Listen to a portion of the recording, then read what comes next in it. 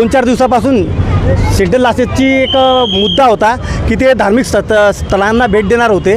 तर त्यांनी काय केलं की येणाऱ्या मंदिरामध्ये, चर्चमध्ये, गुरुद्वारामध्ये आणि आपल्या मस्जिदमध्ये हे स्थळांना भेट दिली. पण ते काही गोष्टी शिक्षक लोकांना बौद्ध विहारात बी जायचं होतं, पण त्यांना ते गोष्टी त्यांना वेळ मिळाला नाही.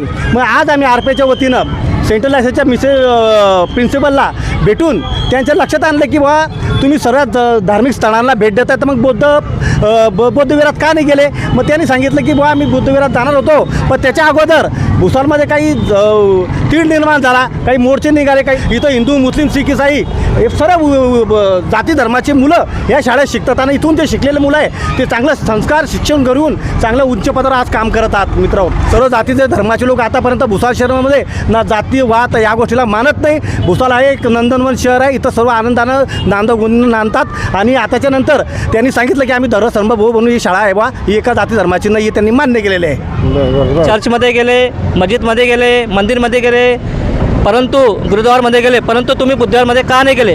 तर त्या मॅडमने आम्हाला असं सांगितलं की सर हम अगले दिन हमारा टाइम ख़त्म हो गया था, एक दिन में हमने 4 धर्म को भेंट दिया. उसके बाद में हम अगले दिन बुद्धवार और कोई भगवान है उनको मिलने आने वाले थे, उनके स्थल पे आने वाले थे.